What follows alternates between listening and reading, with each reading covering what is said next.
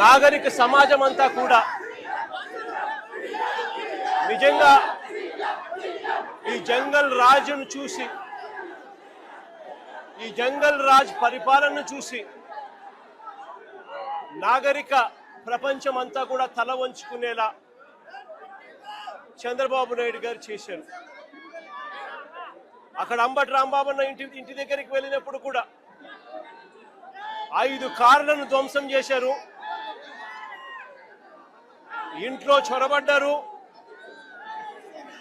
అద్దాలను పగలగొట్టారు, ఇంట్లో ఆడవాళ్ళందరినీ కూడా దుర్భాషలాడారు. ఆఫీస్ పక్కనే ఉంది, పక్కనే ఉన్న ఆఫీసులోకి వెళ్ళారు, ఆఫీసును తగలబెట్టారు. ఇవన్నీ కూడా పోలీసుల సమక్షంలోనే జరగడం చూసాం.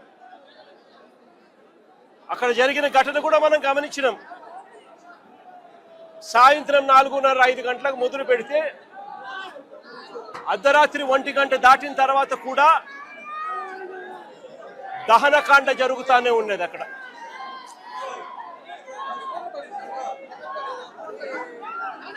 అక్కడ జరిగిన జంగల్ రాజ్ కార్యక్రమంలో భాగంగానే మళ్ళీ ఇక్కడ అంబటి రాంబాబు అన్న విషయంలో, ఇక్కడ మళ్ళీ జోగి రమేష్ విషయంలో కూడా అదే పరంపర మళ్ళీ మరుసటి రోజు కేవలం చంద్రబాబు నాయుడు గారు అనే వ్యక్తి తాను నిస్సిగ్గుగా అబద్ధాలు ఆడుతూ ఉన్నాడని, తాను నిస్సిగ్గుగా ప్రజలను పెడదోవ పట్టించాడు అని సాక్షాత్తు సిబిఐఏ, మేం కాదు, సాక్షాత్తు సిబిఐఏ చంద్రబాబు నాయుడు గారు చెప్తా ఉన్న అబద్ధాలను తేటతెల్లం చేస్తూ సిబిఐ ఛార్జ్ షీట్ దాఖలు చేసింది. చంద్రబాబు నాయుడు గారు ఇంతకు ముందు వరకు కూడా చెప్తా వస్తా ఉన్నట్టుగా జంతువుల కొవ్వు కానీ, గొడ్డు మాంసం కొవ్వు కానీ, పంది కొవ్వు కానీ, చేప నూనె కానీ కలిసింది నూనెలో, అటువంటి మాంసాహారం కలిగిన ఆ నూనెను లడ్డూ తయారీలోకి వాడి వెంకటేశ్వర స్వామి భక్తుల మనోభావాలను దెబ్బతీసే విధంగా చంద్రబాబు నాయుడు గారు అన్యాయమైన దుష్ప్రచారం చేశాడు. నిజంగా ఎంత అన్యాయమైన దుష్ప్రచారం చేశాడు అనంటే, చంద్రబాబు నాయుడు గారు ముఖ్యమంత్రి కానంత వరకు కూడా వెంకటేశ్వర స్వామి ప్రసాదాన్ని ఎవరైనా ఇస్తే కళ్ళు మూసుకొని 2 కళ్ళకు ఇలా అద్దుకొని ఇలా తినే పరిస్థితి నుంచి వెంకటేశ్వర స్వామిని అగౌరవపరిచిన వ్యక్తి ఎవరైనా ఉన్నారు అని అంటే అది చంద్రబాబు నాయుడు గారే. వెంకటేశ్వర స్వామి ప్రసాదాన్ని, ఆ ప్రతిష్టను దిగజార్చిన వ్యక్తి ఎవరైనా ఉన్నారు అని అంటే అది చంద్రబాబు నాయుడు గారే. ఒక అబద్ధాన్ని క్రియేట్ చేసి, ఆ అబద్ధానికి రెక్కలు కట్టి, ఆ అబద్ధాన్ని దుష్ప్రచారం చేసి కేవలం రాజకీయాల కోసం దేవుడిని కూడా వాడుకున్న వ్యక్తి ఎవరైనా ఉన్నారు అని అంటే ఈ ప్రపంచంలో అది ఒక చంద్రబాబు నాయుడు గారు మాత్రమే. నిజంగా సిబిఐ ఇలాంటి చంద్రబాబు నాయుడు చేస్తా ఉన్న ఈ అవాస్తవాలన్నీ, చంద్రబాబు నాయుడు గారు చెప్తా ఉన్న ఈ అబద్ధాలన్నీ కూడా అబద్ధం అని చెప్పి తేల్చింది. సిబిఐ ఫైల్ చేసిన ఛార్జ్ షీట్లో ఏకంగా NDDB, national dairy development board research institute సంబంధించిన lab report, NDRI national development research ఇన్స్టిట్యూట్కి సంబంధించిన ల్యాబ్ రిపోర్టు, ఈ 2 కూడా కేంద్ర ప్రభుత్వ సంస్థలు, రీసెర్చ్ ఇన్స్టిట్యూట్స్. వీళ్ళు చేసిన శాంపుల్స్ అన్నీ కూడా, ల్యాబ్ అనాలిసిస్ అన్నీ కూడా చంద్రబాబు నాయుడు గారు ముఖ్యమంత్రిగా ఉండగా, చంద్రబాబు నాయుడు గారు టీటీడీ ఈఓ, చంద్రబాబు నాయుడు గారి మనిషి టీటీడీ ఈఓగా ఉండగా, చంద్రబాబు నాయుడు గారి హయాంలో సేకరించిన ఈ నమూనాలు ఇవి సిబిఐ వాళ్ళ ఆధ్వర్యంలో ఎన్డీడీబీకి, ఎన్డీఆర్ఐకి పంపించి ల్యాబ్ రిపోర్ట్లు అక్కడి నుంచి వచ్చి, ఆ ల్యాబ్ రిపోర్ట్లలో నిర్ధారణ అయింది ఎటువంటి జంతువుల కొవ్వు లేదని, ఎటువంటి గొడ్డు మాంసము కొవ్వు లేదని, ఎటువంటి పంది కొవ్వు లేదని, ఎటువంటి చేపల నూనె కూడా కలవలేదు అని చెప్పి సిబిఐ ఏకంగా ధృవీకరించి సర్టిఫై కూడా చేసింది. ఆ ఛార్జ్ షీట్లో సిబిఐ అదొకటే చెప్పలా. సిబిఐ ఆ మాట చెబుతూ సిబిఐ ఇంకొకటి కూడా చెప్పింది, ఇంతవరకు చంద్రబాబు నాయుడు గారు దిగజారిపోయి టీటీడీ చైర్మన్లుగా ఉన్న వైవి సుబ్బారెడ్డి గారిని కానీ, భూమన కరుణాకర్ రెడ్డి గారిని కానీ, వైఎస్ఆర్సీపీకి సంబంధించిన హయాంలో వీళ్ళిద్దరూ టీటీడీ చైర్మన్లుగా ఉన్నప్పుడు వీళ్ళు ఎటువంటి అన్యాయాలు చేయలేదు అని, వీళ్ళు ఎటువంటి తప్పులు చేయలేదు అని కూడా సిబిఐ నిర్ధారించి వీళ్ళ పేర్లు కూడా కనీసం ఛార్జ్ షీట్లో కూడా పెట్టలేదు. వీళ్ళల్లో ఎవరిని కూడా అరెస్ట్ చేసే కార్యక్రమాలు కూడా జరగలేదు. అంటే సిబిఐ వీళ్ళందరికీ కూడా క్లీన్ చిట్ కూడా ఇచ్చింది ఈ ఛార్జ్ షీట్ నేపథ్యంలో. ఇది ఒకటే కాదు సిబిఐ చేసింది. ఆ సిబిఐ ఛార్జ్ షీట్లో వాళ్ళు వేసిన అదే ఛార్జ్ షీట్లో ఒక ముఖ్యమైన అంశం ఏమిటి అని అంటే, ఈ ఛార్జ్ షీట్కి సంబంధించి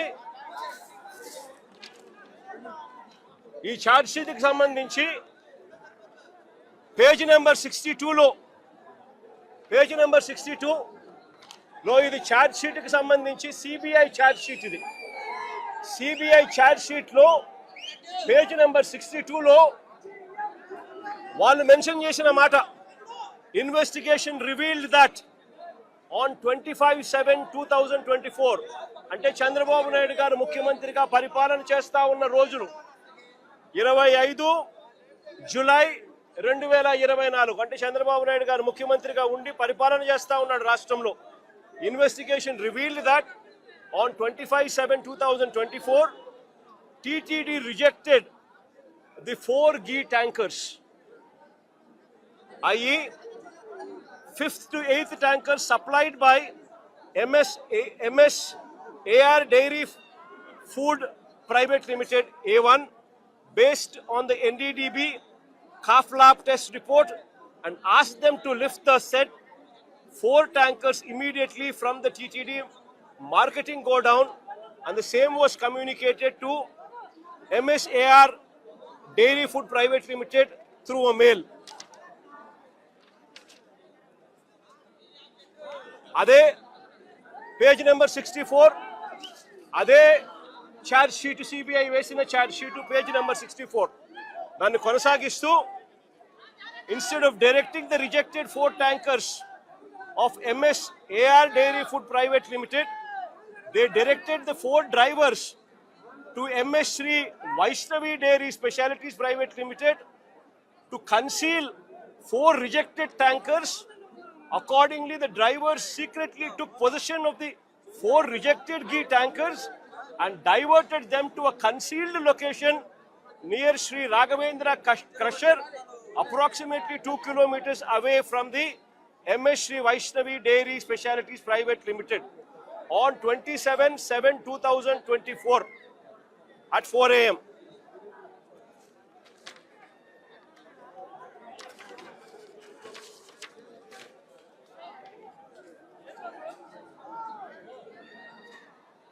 ఛార్జ్ షీట్లో page number 44 further the adulterated ghee in rejected 4 tankers of MSAR Dairy Food Private Limited were resupplied to the TTD in the supply orders of MS Shri Vaishnavi Dairy Specialities Private Limited, and TTD accepted the same. అంటే టీటీడీనే చంద్రబాబు నాయుడు గారు ముఖ్యమంత్రిగా ఉండగా ఇది CBI charge షీట్లో mention చేసింది. చంద్రబాబు నాయుడు గారు ముఖ్యమంత్రిగా ఉండగా 27/7/2024 అంటే చంద్రబాబు నాయుడు ముఖ్యమంత్రిగా ఉండగా జూలైలో టీటీడీ వాళ్ళు 4 ట్యాంకర్లు ఏదైతే ఉన్నాయో ఆ ట్యాంకర్లను రిజెక్ట్ చేసినారు.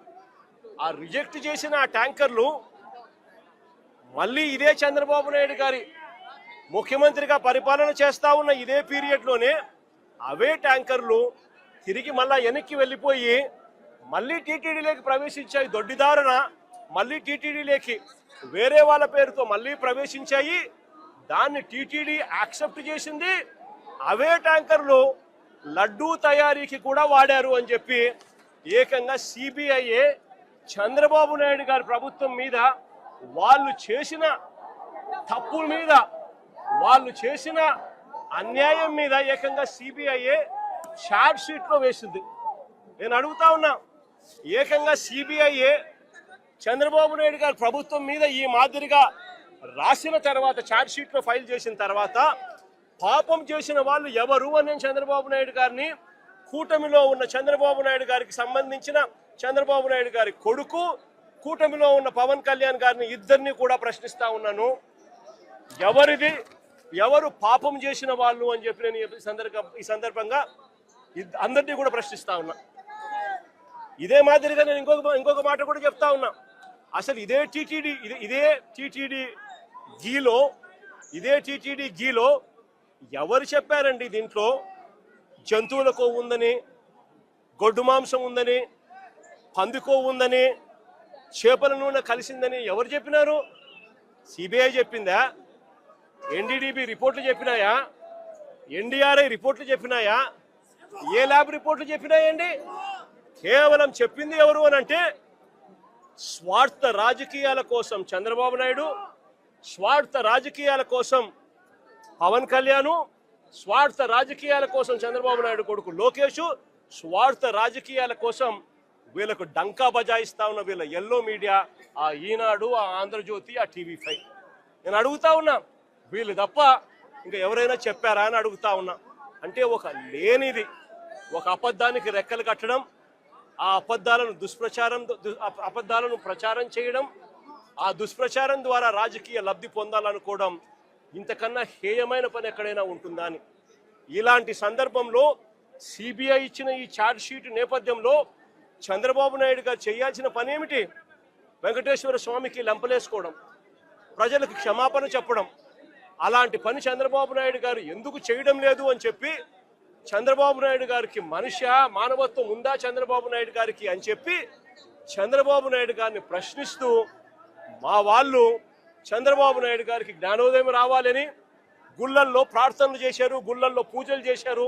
చంద్రబాబు నాయుడు గారికి దేవుడు జ్ఞానోదయం ఇవ్వాలని, చంద్రబాబు నాయుడు గారిలో మార్పు రావాలని, చంద్రబాబు నాయుడు గారు దేవుణ్ణి అమ్మే పరిస్థితిలోకి రాకుండా ఆయనకు బుద్ధి జ్ఞానం ప్రసాదించమని చెప్పి ఆయనకు, ఆయన కొడుకు, ఇంకా ఆయనతో పాటు కూటమిలో ఉన్న పవన్ కళ్యాణ్ గారికి అందరికీ కూడా చిప్పు రిపేర్ చేయమని చెప్పి అందరూ కూడా గుళ్ళల్లోకి వెళ్ళి పూజలు కూడా చేశారు. నేను అడుగుతా ఉన్నా, తప్పేముంది అని. ఒక అబద్ధాన్ని దుష్ప్రచారం చేస్తూ చంద్రబాబు నాయుడు గారు ఏ స్థాయిలోకి బరితెగించారు అని అంటే, సిబిఐ ఛార్జ్ షీట్ ఫైల్ చేసింది. ఎక్కడా కూడా సిబిఐ చేసింది తప్పు చంద్రబాబు నాయుడే అని చెప్పి అంతో ఇంతో చెప్తా ఉంది. కానీ ఎక్కడా కూడా వైఎస్ఆర్సీపీకి సంబంధించిన భూమన కరుణాకర్ రెడ్డి గారిని కానీ, వైవి సుబ్బారెడ్డి గారిని కానీ ఎవరిని కూడా తప్పుగా చేశారు అని చెప్పి ఎక్కడా చెప్పడం లేదు. వాళ్ళకి క్లీన్ చిట్ ఇచ్చింది. ఎన్డీడీబీ రిపోర్ట్లు క్లియర్గా ఉన్నాయి, ఎన్డీఆర్ఐ రిపోర్ట్లు కూడా క్లియర్గా ఉన్నాయని చెప్పి సిబిఐ ఏకంగా ఛార్జ్ షీట్లో ఫైల్ చేసిన తర్వాత ఈ పెద్ద మనిషి చంద్రబాబు నాయుడు గారు ఫ్లెక్సీలు కట్టి తప్పుడు ప్రచారం చేయడం ధర్మమేనా అని అడుగుతా ఉన్నా, న్యాయమేనా అని అడుగుతా ఉన్నా. అటువంటి ఫ్లెక్సీలు, అటువంటి అన్యాయమైన మాటలు దాంట్లో రాసి తప్పుడు ప్రచారం చేస్తా ఉన్న నేపథ్యంలో చంద్రబాబు నాయుడు గారిని ఎవరైనా కూడా ఈ వాస్తవాలన్నీ కూడా చెబుతూ చంద్రబాబు నాయుడు గారిని ఎవరైనా గట్టిగా నిలదీస్తే చంద్రబాబు నాయుడు గారిలో అసహనం వచ్చి ఏ స్థాయిలోకి వెళ్ళిపోయాడు అని అంటే, మొన్న అంబటి రాంబాబు అన్న విషయంలో చూసాం జంగల్ రాజ్ పరిపాలన ఎలా జరిగింది అని. దానికన్నా ముందు విడుదల రజనీ గారిని ఏ రకంగా అటాక్ చేసినారో చూసినాం. దానికన్నా అదే రోజు బోళ్ళ బ్రహ్మనాయుడు అన్నను ఏ రకంగా అటాక్ చేసినారో చూసినాం. కొద్దిగా అటు ఇటుగా కాకాని గోవర్ధన్ అన్నను ఏ రకంగా అటాక్ చేసినారో చూసినాం. వీళ్ళందరినీ అటాక్ చేయడమే కాకుండా జోగి రమేష్ ఇంటికి ఏకంగా జోగి రమేష్ చేసిన తప్పల్లా ఏమీ లేదు. చంద్రబాబు నాయుడు గారిని, ఆయన కొడుకును, వీళ్ళందరినీ కూడా ప్రశ్నిస్తూ మీ చిప్పు రిపేర్ చేసుకోండి అయ్యా, ఇంత అన్యాయమైన పని మీరు చేస్తూ ఉన్నారు, ఇది ధర్మమేనా అని చెప్పి అడిగాడు. అంతకన్నా ఇంకా ఏమో చేసి అడిగింది కూడా లేదు. అలాంటిది చంద్రబాబు నాయుడు గారు అసహనం ఏ స్థాయిలోకి వచ్చింది అంటే, ఇప్పుడే జోగి రమేష్ ఇల్లు చూసినాం. ఏకంగా యాసిడ్ బాటిల్స్తో, పెట్రోల్ బాంబులతో, యాసిడ్ బాటిల్స్ కూడా, ఇన్ఫాక్ట్ బంగ ఉబ్బింది. గోడ చూస్తే యాసిడ్ యాసిడ్ యాసిడ్ మరకలతో గోడ అంతా ఇదైంది. యాసిడ్ మరకలతో, పెట్రోల్ బాంబులతో ఏకంగా ఇల్లంతా కూడా డోర్ కూడా కాలిపోయి మొత్తం అంతా కూడా చిన్నభిన్నమైపోయిన పరిస్థితి. అక్కడే ఎలక్ట్రికల్ ఫ్యాన్ రెగ్యులేటర్ స్విచ్చెస్ అన్నీ కూడా ఉన్నాయి. ఆ లైట్లు అంటుకొని ఉండింటే, ఆ డోర్లు కాలి ఉండింటే ఇంట్లో కూడా వుడెన్ ఫర్నిచరు మొత్తం కర్టన్స్ అన్నీ ఉన్నాయి. ఇంట్లో రమేష్ వాళ్ళ నాన్న 80 సంవత్సరాల వయసు. ఇంట్లో రమేష్ వాళ్ళ నాన్న ఒక్కడే ఉన్నాడు. లేయలేని పరిస్థితి, నడవలేని పరిస్థితిలో ఉన్న వ్యక్తి ఇంట్లో ఉన్నాడు. ఇది హత్యాయత్నం కాదా అని అడుగుతా ఉన్నా నేను. ఇది చేయడం ధర్మమేనా అని అడుగుతా ఉన్నా. కేవలం ఒక బీసీ నాయకుడని, బీసీ నాయకుడిగా ఎదుగుతా ఉన్నాడు అని, బీసీ నాయకుడిగా వాయిస్ ఉంది అని, ఆ బీసీ నాయకుని వాయిస్ను అనగదొక్కాలి అని చెప్పి దుర్మార్గపు ఆలోచన చేయడం ఎంత మటుకు ధర్మం అని అడుగుతా ఉన్నా. నేను అడుగుతా ఉన్నా, ఇది ఒకసారి గమనించమని అడుగుతా ఉన్నా. జోగి రమేష్ ఇంట్లో దాడికి రమేష్ ఇంటి మీద దాడి జరగక మునుపు, అంటే దాదాపుగా రమేష్ ఇంటి మీద దాడి ఎన్ని గంటలకు జరిగింది? 5ంటికి దాడి జరిగింది. 5ంటికి దాడి జరిగితే ఆ దాడికి సంబంధించి పోలీసులు, చంద్రబాబు నాయుడు గారు, తెలుగుదేశం పార్టీ వ్యక్తులు ఏ రకంగా కాన్స్పిరసీ రచించినారు అనే దానికి ఇదిగో చూడండి. ఇది 2 గంటల ప్రాంతంలో తీసిన ఫోటో. అంటే ఇదే సర్కిల్లోనే ఇక్కడ DCP Gundam Ramakrishna, Telugu Desam party leader Bommasani Subbarao, CI Ibrahimpatnam Chandrasekhar, వీళ్ళు ముగ్గురు కూడా ఇక్కడే సర్కిల్ దగ్గర రచిస్తూ ఉన్నారు. ఏ రకంగా హత్య చేయాలి, ఏ రకంగా ఇండ్లను కాల్చేయాలి, ఏ రకంగా వాళ్ళ ప్రాపర్టీలు ధ్వంసం చేయాలి, హత్యా ప్రయత్నం ఎలా చేయాలి, పోలీసులు ఎలా సహకరించాలి అని చెప్పి ఏకంగా పోలీసులే తెలుగుదేశం పార్టీ కార్యకర్తలతో, నాయకులతో ఈ మాదిరిగా కలిసి 1 గంటకు 2 గంటలకు ఆ ప్రాంతంలో జరిగిన ఘటన ఇది తీస్తూ ఉన్నారు. ఇది సుబ్బారావు తెలుగు చంద్రబాబు నాయుడు.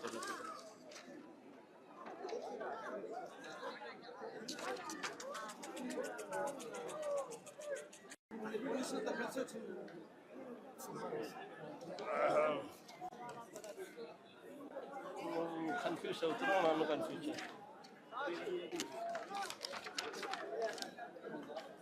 ఇదే సుబ్బారావు, చంద్రబాబు నాయుడు గారు కొడుకు లోకేష్. ఈ మాదిరిగా కాన్స్పిరసీ రచించి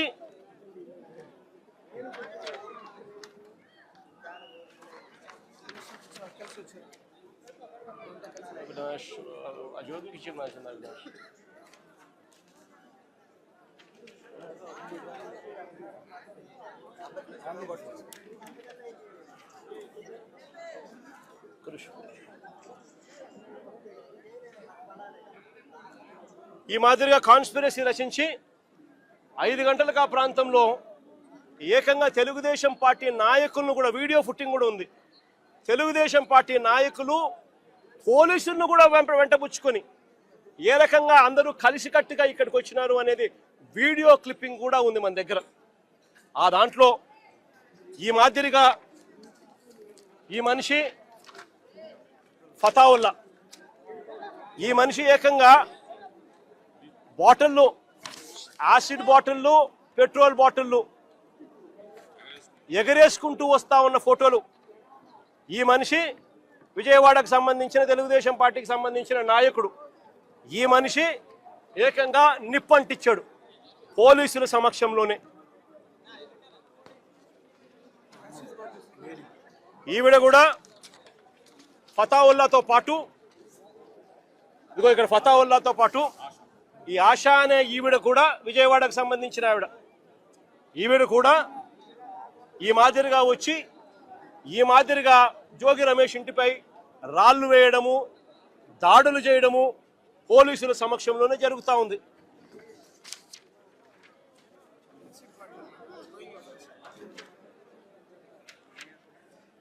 ఇదిగో ఫతావుల్లా విసిరేస్తా ఉన్న బాటలు.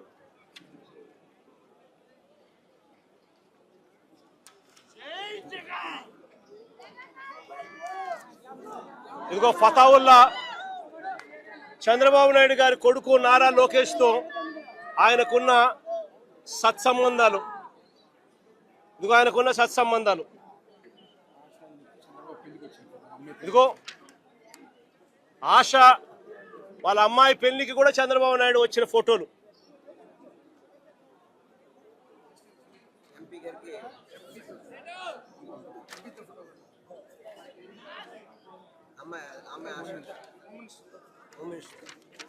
హోమ్ మినిస్టర్తో ఆశ.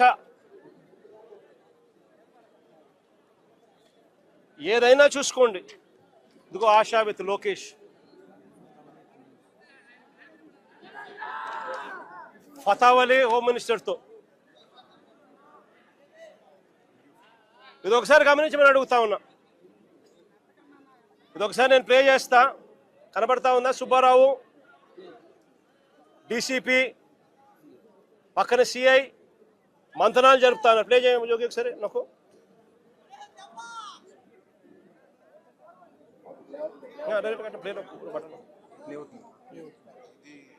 పోలీసులతోనే, పోలీసుల సమక్షంలోనే, పోలీసులతో కలిసి వస్తా ఉన్న ఫోటోలు. పోలీసులతో వస్తా ఉన్న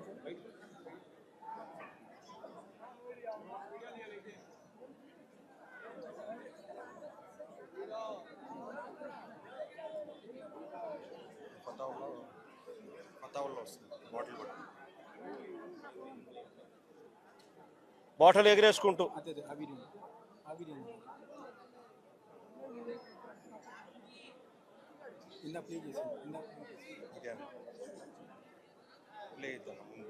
పోలీసులు వస్తుంది.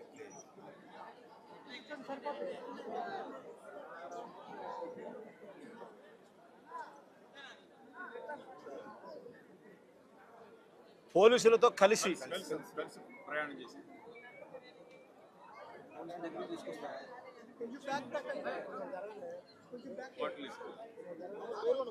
పోలీసులు ఏకంగా కలిసి, పోలీసులతో కలిసి వీళ్ళు రావడము, వీడియో క్లిప్పింగ్తో సహా బాటిల్ ఇసిరేసి కొట్టడం.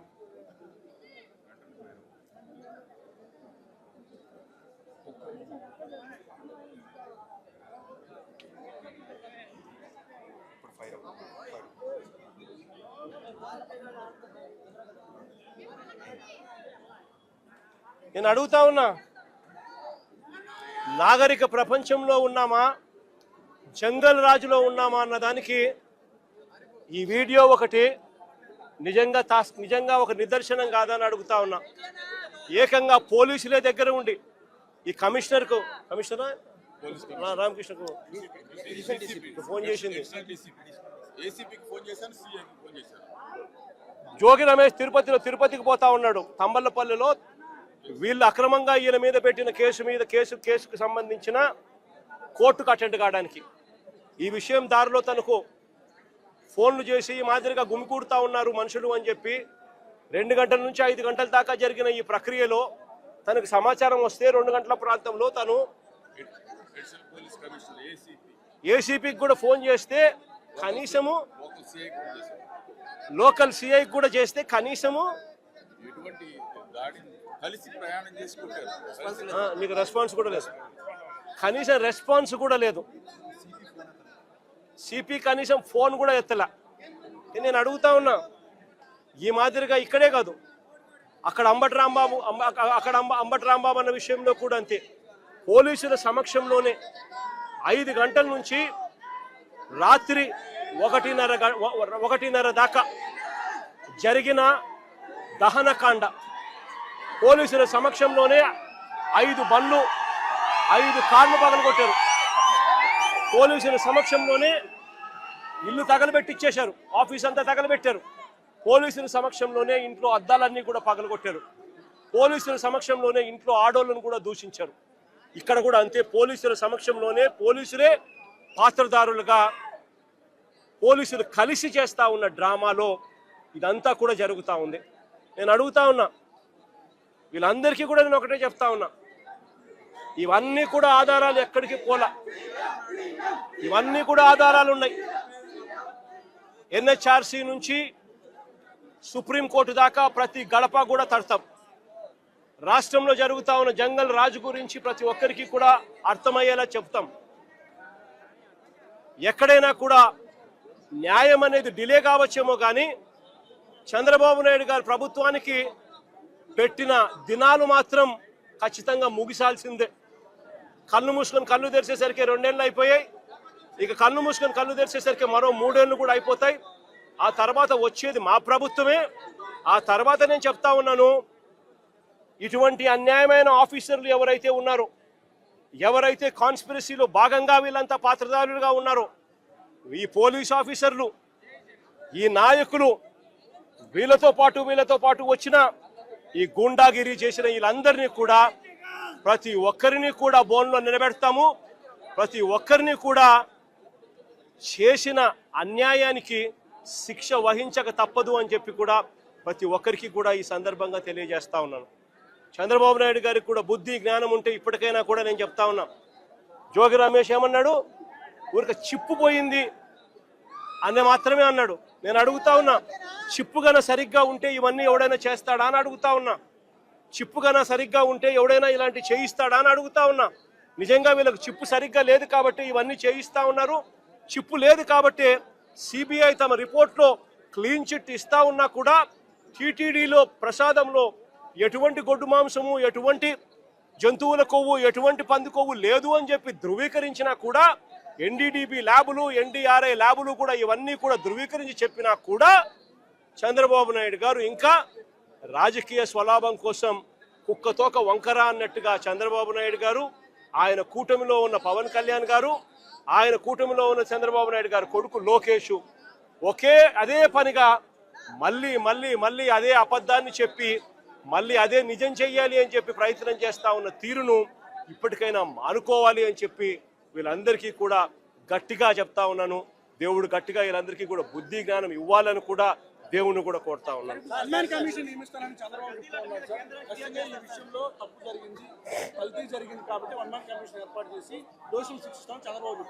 ఇదే చెప్తానబ్బా. ఏకంగా సుప్రీంకోర్టు సూపర్విజన్లో సిబిఐ పనిచేసింది. సిబిఐ అంతటి సిబిఐ రాలే దీంట్లోకి.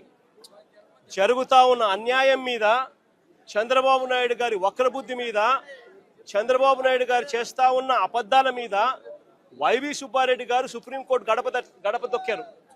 సుప్రీంకోర్టు ఇంటర్ఫియర్ అయ్యి పార్షాలిటీ లేని ఎంక్వైరీ జరగాలి అని సుప్రీంకోర్టు సిబిఐని దించింది రంగంలోకి. ఆ సిట్లో కూడా సిబిఐకి సంబంధించిన ఇద్దరు అధికారులు ఎవరైతే సిబిఐ నేతృత్వంలో జరుగుతుంది, సుప్రీంకోర్టు సూపర్విజన్లో జరుగుతుంది.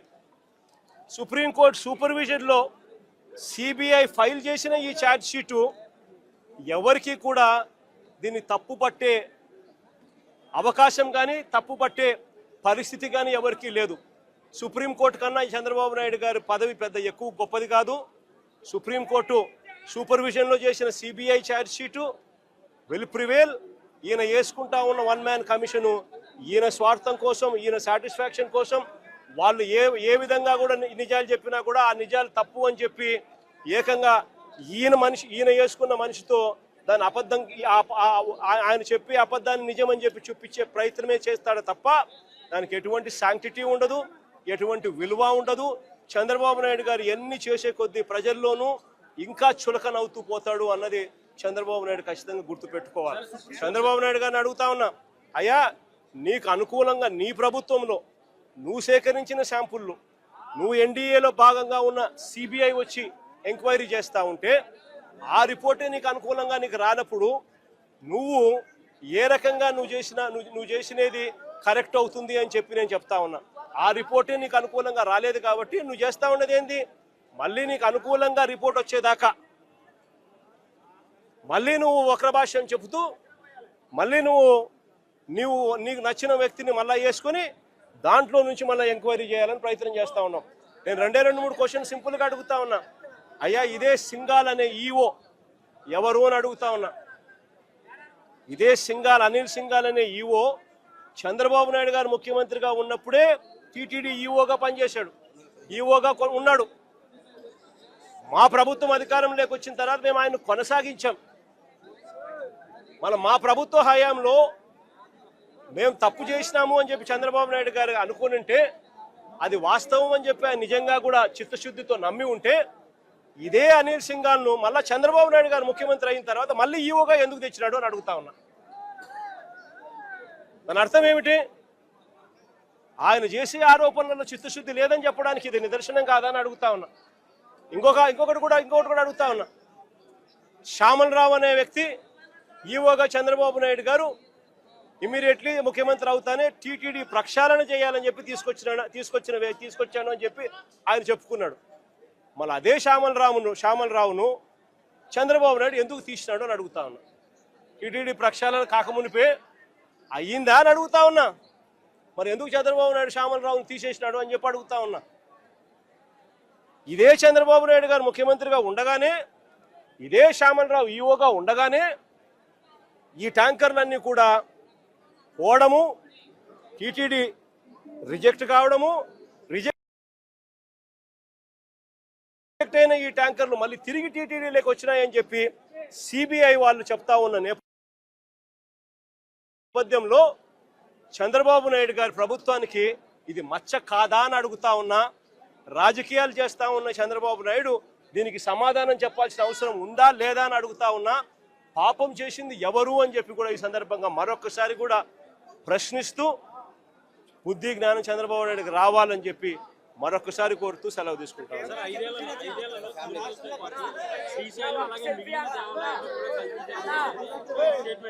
ఆశ్చర్యం ఏమిటో తెలుసా? చంద్రబాబు నాయుడు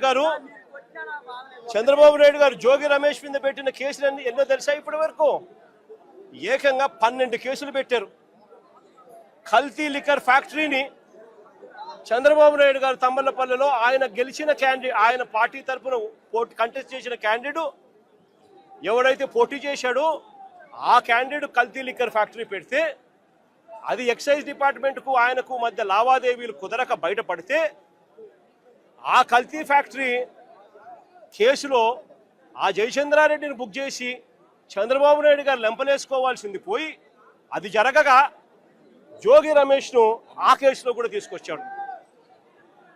అసలు చంద్రబాబు నాయుడు గారు రాక్షస యుగంలో, రాక్షస రాజ్యంలో జోగి రమేష్ లాంటోడు కల్తీ లిక్కర్ చేయగలుగుతాడా? దాన్ని మళ్ళా డిస్ట్రిబ్యూషన్ చేసేది ఎక్కడ? చంద్రబాబు నాయుడు గారికి సంబంధించిన ఆయన మనుషులతో నడిచే బెల్ట్ షాపుల ద్వారా దాన్ని అమ్మాల. అంటే ఆ డిస్ట్రిబ్యూషన్ జోగి రమేష్ పోగలుగుతాడా? ఎంత అన్యాయమైన కేసులు పెడతా ఉన్నారని చెప్పడానికి నిదర్శనం ఇది. 12 కేసులు పెట్టారు. చివరికి 83 రోజులు జైల్లో కూడా పెట్టారు. ఇంతకన్నా అన్యాయం ఎక్కడా ఉండదు. చివరికి జోగి రమేష్ కొడుకు చిన్న పిల్లోడని కూడా చూడకుండా, ఈ పిల్లోడు యాక్టివ్గా వాళ్ళ నాయన జైల్లో ఉన్నప్పుడు ఈ పిల్లోడు యాక్టివ్ అవుతున్నాడు అని చెప్పి ఈ పిల్లోడి మీద 7 కేసులు పెట్టారు. జోగి రమేష్ భార్య మీద ఒక కేసు పెట్టారు. వీళ్ళే పోలీసులే దౌర్జన్యం చేసి, వీళ్ళే ఆమె పోలీసుల మీద దౌర్జన్యం చేసింది అని చెప్పి ఆమె మీద కూడా కేసు పెట్టారు. నేను అడుగుతా ఉన్నా, ఇదే చంద్రబాబు నాయుడు గారు బీసీలంటే ఆయనకు ఎంత చులకన అని చెప్పడానికి ఈ ఒక్క ఎగ్జాంపుల్ చాలు రాష్ట్రం మొత్తం తెలుసుకునే దానికోసం.